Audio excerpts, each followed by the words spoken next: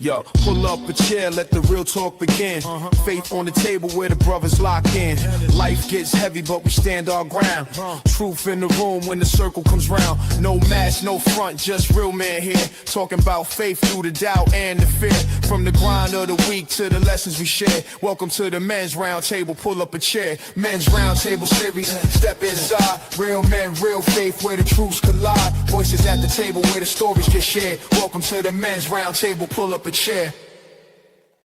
Welcome back to the Men's Interview Spotlight. I'm your host, Mr. U. Thanks for joining us. If you're watching us for the very, very first time, wherever you are and how are you getting this, thanks for making us part of your week. We're live on LinkedIn, Facebook, and YouTube, and of course, all audio and social media platforms. You can find this show, all four of our shows, actually. You can find us.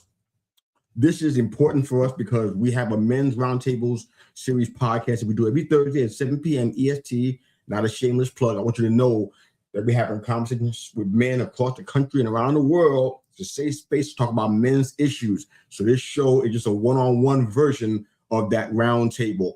Our guest today is going to be the host of Man in Progress, Forging Manhood. We got Travis Murray in-house with us today. Travis, how are you, man? Good to see you, man. I'm fantastic. It's good to see you as well. Thank you for that. Pleasure's mine, man. Pleasure's mine. I want to get into our work. We have a limited amount of time. Our format has changed a bit, so we got like a short amount of time, but I want to get into some discussion with you real quick. Tell us where you're from and why you're doing what you're doing, man, and then we get into some questions for you. Go ahead. Yeah, of course. So I'm from the Midwest, just enjoying my time out here. Just, I actually originally grew up in Utah on the West Coast there, and just really have, moved out to this Midwestern town just because, life brings you places. And in that process, I started doing some work on myself, just personally.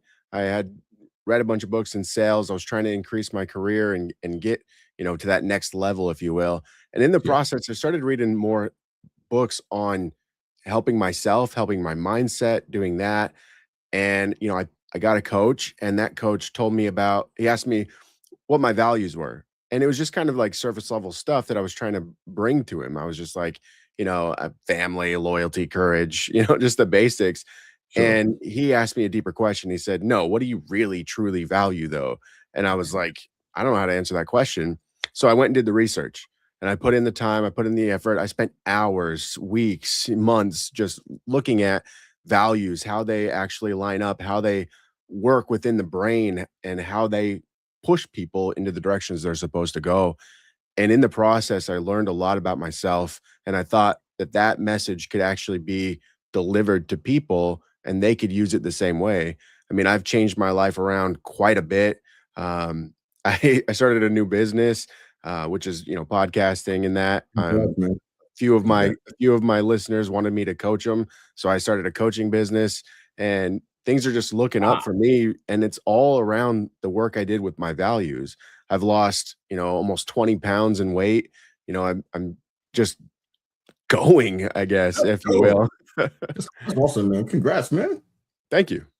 That's good stuff. I love hearing everything you said about, your new clients through the work with your podcast and your weight loss journey. I mean, all that stuff is wonderful, man. I love all of that stuff. You got a deep story, man. A lot has gone on with you in regards to, you mentioned stuff about custody struggles and not being close to your children. Something I can relate to. I got 3 daughters that I hardly ever see, if at all. So I totally get that part. But in this season, maybe you can agree with this, the rebuilding yourself part is really important, because when they do return, and they likely will, what are they going to come back to?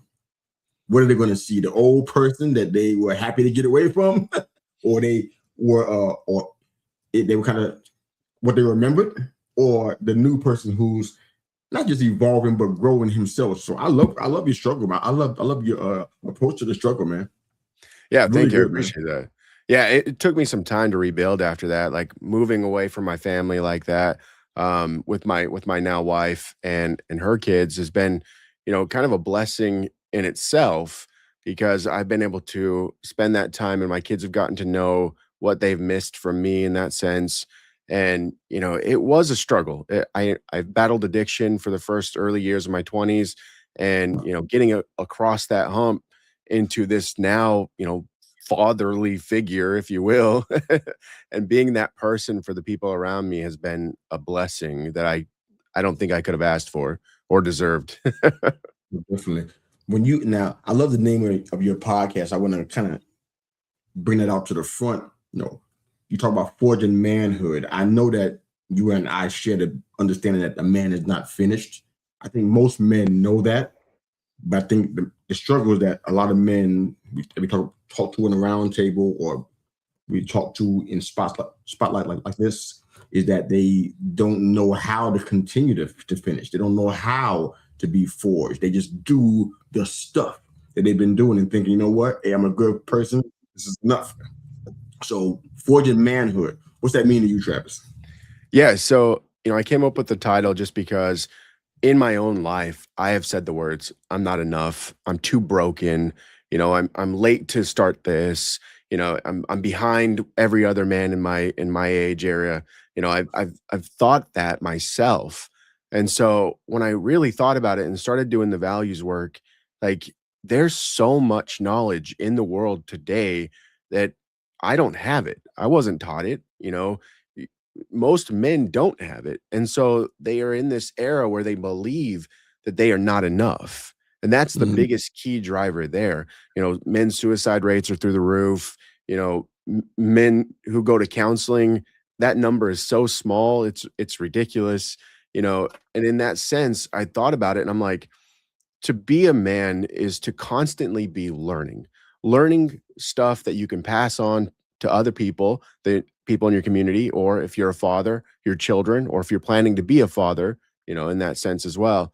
So you're always learning. So you're always being forged, because we are not, a computer. We are not AI. We are being built. We are being built in our minds. We are being built in our bodies, and we are constantly, taking that heat from the world around us. And we can either turn that into something that's brittle and, weak, or we can turn that something into strong, usable tools for society to reflect, if you will. Yeah.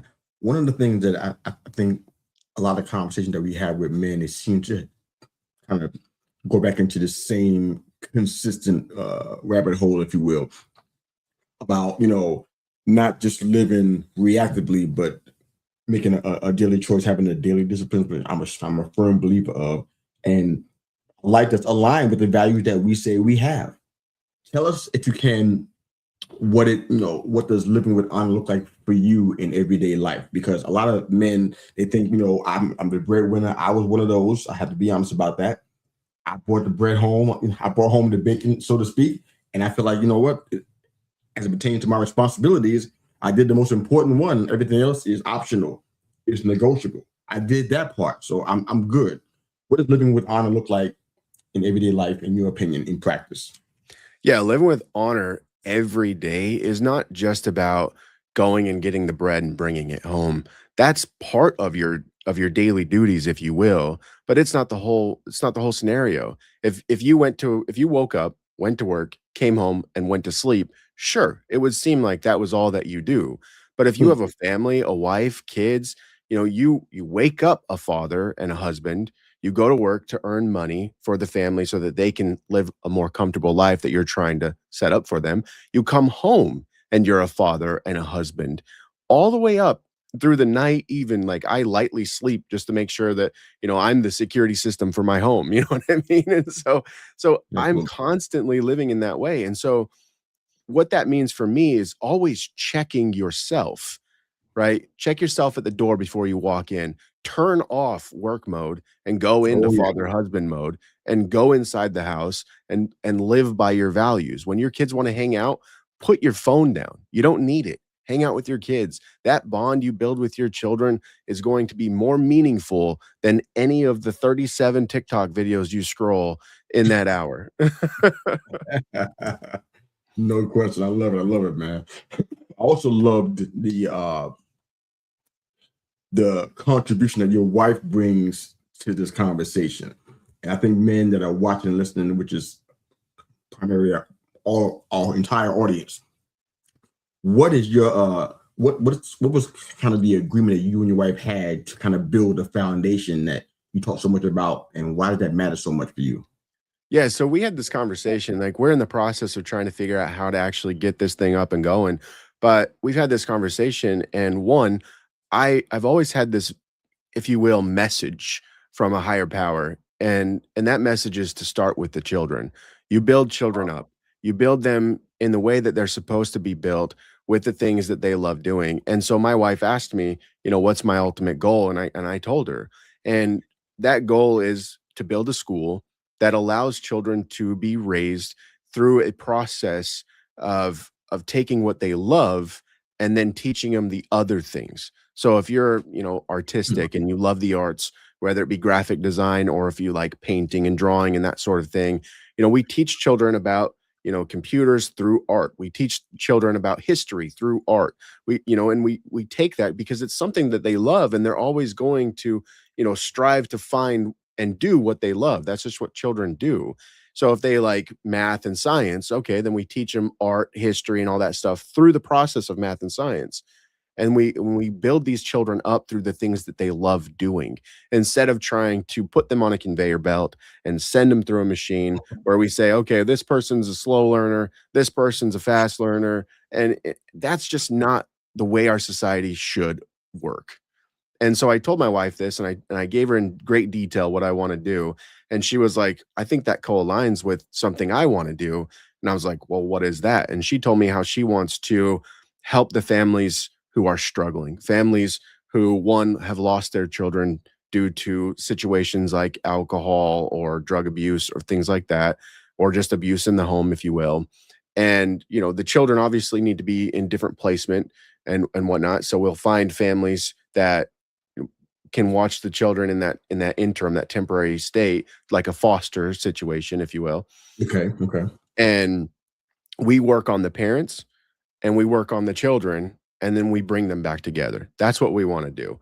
We know that the parents and children of the same biological situation, or if you've adopted that situation as well, they belong with those parents.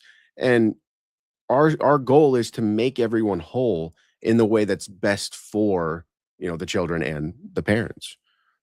No, I love that, man. That's really what we need right now. I love that you and your wife are on the same page and the true dream, if you really you have. They just align. So that's a beautiful thing. I hope that the men that are listening and watching live or in a replay, they get that important point right there. That's really important.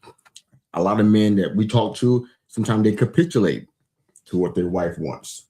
Mm-hmm. Sometimes vice versa. The wife capitulates to what the husband wants. And it turns like something I've seen out of the 1800s as opposed to what it should be right now. Agreement and alignment. So I love hearing this. You talked a lot about fatherhood and stepfatherhood changing the way you see yourself as a man. Boy, can I wax poetic on that one. We got 3 grown daughters now, 6 grandchildren, and 3 great grandchildren. We haven't seen any of the great grandchildren yet. But that stepfatherhood and that fatherhood thing was a real struggle for me, because that word step, I found it so offensive.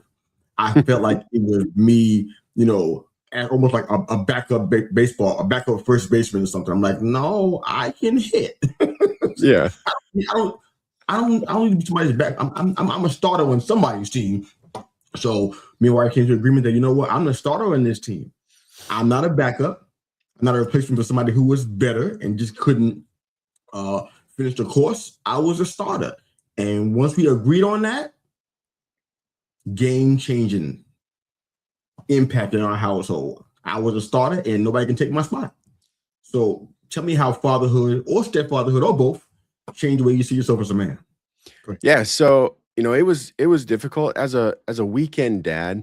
You live 5 days a week and you're like, okay, I'm a single parent, or in that sense, I'm a bachelor. I can go do whatever I want. And then on the weekends, you get these kids and you're like, okay, now I've got to step up and be a parent, and you have to switch modes and do all that stuff. But when you actually live in the home, like when I became a stepfather, constantly there with the children, you know, in that sense, we read books, we saw, you know, the posts, and we followed people who told us how to parent these kids. And there was advice out there that is like, as a step parent, don't involve yourself in the parenting of the step kids. And it's like, that was it started to, when we did that, we tried it, and it started to pull this rift between my wife and I, and what the kids were allowed to get away with, and the rules and boundaries that I set in place for myself and people around me. And it just started to create this gap. And we were like, okay, we need to bring that back together. Well, how do we do that? Well, one, the kids have their father, and that's okay. As long as he's being good, as long as he's holding to his values and teaching them the right things, he will always be there.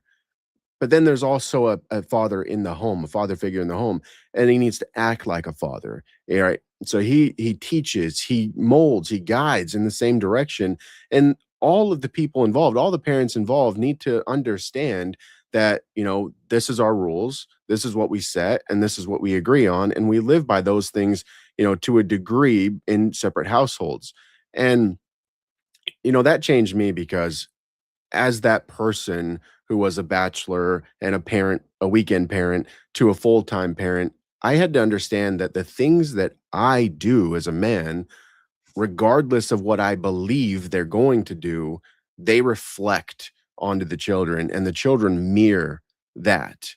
They are learning how to work in society. They are learning how to talk to other people in society based on the people that they are around. You know, you've heard the old adage, birds of a feather flock together. Yeah. If you are friends with three druggies, you're the fourth, right? And that's kind of how it works. So you need to upgrade your friends in order to be better. If you find people who are real estate investors, three real estate investors, and you join them in your friend group, you'll become the fourth real estate investor. You know, that's just kind of how it works. You start to learn with the people around you. So if you think that you are not an impression on your children just because you're a step parent, you're wrong.